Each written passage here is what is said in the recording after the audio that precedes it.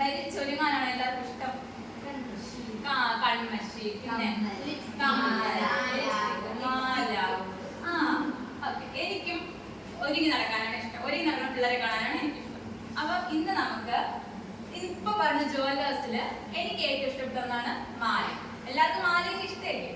നമുക്ക് ഒരു മാല ഉണ്ടാക്കിയല്ലോ. ആരെയും സഹായിക്കോ ടീച്ചറിന്റെ മാല ഉണ്ടാക്കാൻ? അപ്പത്തേക്ക് വരണോ?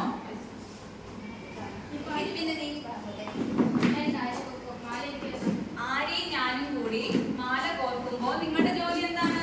എത്ര മുത്ത് കോർക്കെന്ന് നോക്കണേ. അമൃതയ്ക്ക് വരണോ? ശരി. ആരെയും എന്റെ സഹായം വേണോ? ചെയ്യൂ.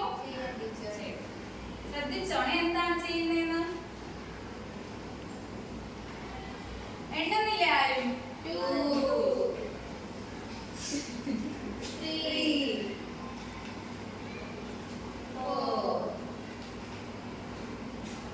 4 5 എത്ര മുത്ത് വേണം മാലയില്? കുറേ വേണം.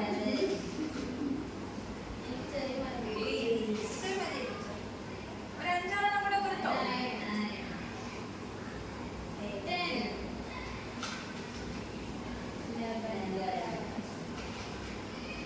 മുത്തിന്റെ നിറം ഇഷ്ടമായോ എല്ലാവർക്കും?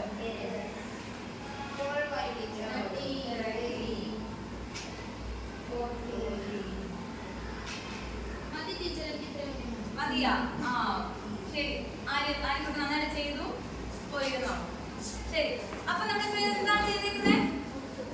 മുത്തുകോർത്തല്ലേ? മുത്തുകോർത്തം നമുക്ക് എന്ത് കിട്ടി? ഒരു മാല കിട്ടി അല്ലേ? ടീച്ചർ ഇങ്ങനെ ഇപ്പൊ നിങ്ങളുടെ ചോക്കർ പോലെ ഇടാം. ശരി. അപ്പൊ നമ്മൾ എങ്ങനെയാണ് ഈ മാല ഉണ്ടാക്കിയത്? മുത്തുകൾ കോർത്തം.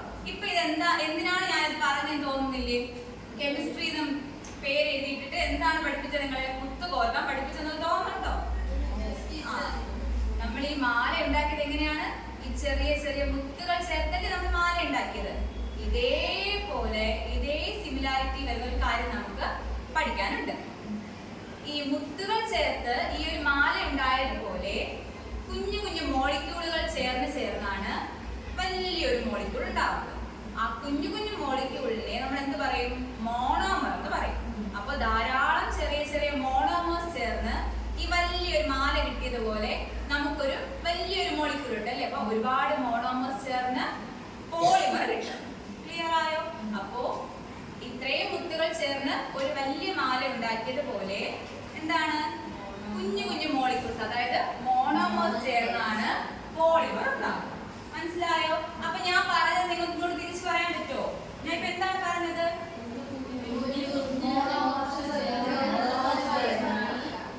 എന്തുപോലെ? മാല, നെക്ലേസ്. നമ്മള് അതെങ്ങനെ? ഈ മുത്തുകളുടെ പ്രത്യേകത എന്താണ്? എല്ലാം ഒരേ കളറില്, ഒരേ വലിപ്പം അല്ലെ? അപ്പൊ എന്താണ്? ഐഡന്റിക്കൽ ആയിട്ടുള്ള അല്ലെ? ഐഡന്റിക്കൽ ബീഡ്സ് അല്ലെങ്കിൽ ഐഡന്റിക്കൽ പാർട്ടിക്കിൾ അല്ലെ? ഐഡന്റിക്കൽ മോളിക്യൂൾസ് ചേർന്നാണ് എന്ത് കിട്ടിയത്? നമുക്ക് വലിയൊരു മോളിക്യൂൾ ഉണ്ടായി. അതിന് എന്ത് വിളിക്കാം? പോളിമേഴ്സ് എന്ന് വിളിക്കാം. അപ്പൊ എന്താണ് പോളിമേഴ്സ് എന്ന് പറയുന്നത്? ധാരാളം മോണോമേഴ്സുകൾ ചേർന്നാണ് നമുക്ക് എന്ത് കിട്ടുന്നത്? പോളിമേഴ്സ് കിട്ടുന്നത്. കാണാവോ? ഇപ്പോ പോളിമേഴ്സ് ആർ മാക്രോ മോളിക്യൂൾ. ഇവിടെ ഒരു വാക്കില്ലേ? മാക്രോ. എന്താണ് മാക്രോ? ബിഗ് എന്നാണ്, വലുത്. Polymers are macromolecules formed by the combination of large number of simple molecule. അതാണ് the small molecule. ആ small molecule എന്ത് പേര് പറഞ്ഞു? Monomers. Mono എന്ന് പറഞ്ഞാൽ ഒന്നെന്നാണ്. മോണോ. മോണോ ആക്ട് കേട്ടിട്ടില്ലേ? മോണോ ആക്ട് എന്ന് പറഞ്ഞാൽ ഒരാളാണ് ചെയ്യുന്നത്. അതുപോലെ മോണോമർ സിംഗിൾ പാർട്ട് അല്ലെങ്കിൽ സിംഗിൾ യൂണിറ്റ്. അപ്പോൾ മാക്രോ മോളിക്യൂൾസ്, മാക്രോ വലുത് അല്ലേ? സിമ്പിൾ മോളിക്യൂൾസ് ആയ മോണോമേഴ്സ് എല്ലാം കൂടെ ചേരുമ്പം നമുക്ക് കിട്ടുന്ന വലിയൊരു മോളിക്യൂളാണ് എന്തെന്ന് പറയുന്നത്? പോളിമേഴ്സ്. പോളിമേഴ്സ്, ആ വേർഡ് ഒന്ന് ശ്രദ്ധിച്ചേ. പോളിമേഴ്സ്. പോളിമേഴ്സ് എവിടെയെങ്കിലും പോളി സ്റ്റാർട്ട് ചെയ്ത് വാക്ക് കേട്ടിട്ടുണ്ടോ? മാത്സിലോ അങ്ങനെ എന്തെങ്കിലും? പോളിഗൺ. എന്താണ് പോളിഗൺ? ഒരുപാട് സൈഡുള്ള ഷേപ്സ് അല്ലേ പോളിഗൺ എന്ന് പറയുന്നത്. അപ്പൊ പോളി എന്ന് പറഞ്ഞാൽ എന്താണ്? മെനി, ഒന്നിൽ കൂടുതൽ എന്നല്ലേ അർത്ഥം. അപ്പൊ ധാരാളം പാർട്സ്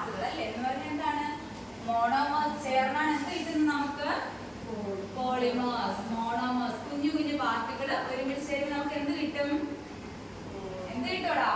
പോളിമർ കിട്ടും. മോണോമറുകൾ ചേരുമ്പോൾ നമുക്ക് എന്ത് കിട്ടും? പോളിമർ കിട്ടും. ആരെങ്കിലും ഒരാളെന്ന് എഴുതി വായിച്ചോ?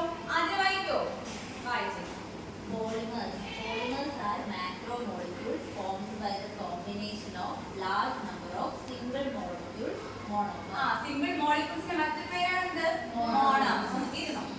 ഇത് കണ്ടിട്ട് ആരും ചോദിച്ചില്ലല്ലോ എന്തിനാണ് ഇത് വരച്ചിരിക്കുന്നതെന്ന്. നിങ്ങളെ പോലെ കുസൃതി പിള്ളേരാണല്ലേ വരച്ചിരിക്കുന്നത്. എന്ത് ചെയ്തിട്ടുണ്ട്? പിന്നാലെ പിന്നാലെ പിടിച്ചിരിക്കുകയാണല്ലേ. അപ്പൊ നമ്മൾ ഒറ്റയ്ക്ക് ഇരിക്കുമ്പോ സിംഗിൾ മോളിക്യൂൾ എന്ന് ചിന്തിക്കണം. അതായത് മോണോമർ. ഒറ്റയ്ക്ക് ഇരിക്കുമ്പോ മോണോ, ചേർന്ന് പിടിച്ചു കഴിയുമ്പോൾ എന്ത് കിട്ടും? പോളിമർ ആയിട്ട് വരാം. അപ്പൊ ഇത് മൊത്തം ഈ ഒരു ഒറ്റ വരിയെ നമുക്ക് എന്ത് പറയാം? പോളിമർ. അതിലുള്ള ഓരോ കുഞ്ഞുകുട്ടികളെ നമുക്ക് എന്ത് പറയാം? മോണോമർ എന്ന് പറയാം. മനസ്സിലായില്ലേ? അസംബ്ലിക്ക് പോകുമ്പോ പിടിച്ചോണ്ടാണോ പോകുന്നത് അമൃത? ലൈനായിട്ട് പോകുമ്പോ പക്ഷെ കണക്ഷൻ വേണം. അങ്ങനെ നിൽക്കുമോ? ശരി. ഇനി നമുക്ക് എന്താണ് പോളിമർ എന്നൊക്കെ മനസ്സിലായി. ഇനി ഇതിന്റെ 2 കുഞ്ഞ് എക്സാമ്പിളുകൾ പഠിക്കാം. ശരി. പ്രോട്ടീൻ എന്ന് കേട്ടിട്ടുണ്ടോ? പ്രോട്ടീൻ. ഗ്ലൂക്കോസ് എന്ന് കേട്ടിട്ടുണ്ടോ? ആരും കേട്ടിട്ടില്ലേ? ഞാനിവിടെ ഒരു എക്സാമ്പിൾ എഴുതാം. നിങ്ങളാണ് എന്ത് ചെയ്യേണ്ടത്? എനിക്ക് പോളിമറും മോണോമറും കണ്ടുപിടിക്കേണ്ടതേ. നോക്കോ.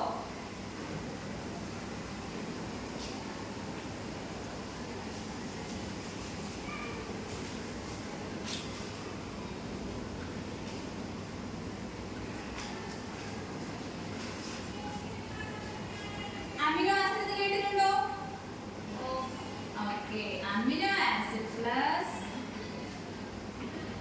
അമിനോ ആസിഡ്, 2 അമിനോ ആസിഡ് ഉള്ളോ? അതേപോലെ ധാരാളം അമിനോ ആസിഡുകൾ ഞാൻ എഴുതുന്നുണ്ടേ. അമിനോ ആസിഡ് ചേരുമ്പോൾ എന്ത് കിട്ടും? അമിനോ ആസിഡ് ചേരുമ്പോ ഓക്കേ. ശരി. ഇതില് ഏതാണ് മോണോമർ, ഏതാണ് പോളിമർ? അമിനോ ആസിഡ് മോണോമറും പ്രോട്ടീൻ പോളിമർ. ഇപ്പൊ ക്ലിയർ ആയില്ലേ? അപ്പൊ കുഞ്ഞു കുഞ്ഞു കുഞ്ഞു മോണോമേഴ്സ് ആയ അമിനോ ആസിഡ് ചേർന്നിട്ട് പോളിമർ ആയ എന്ത് കിട്ടും നമുക്ക്? പ്രോട്ടീൻ കിട്ടി. ഡൗട്ട് ഇല്ലല്ലോ? ഇനി ആദ്യം ചോദിച്ചാൽ പറയില്ലേ?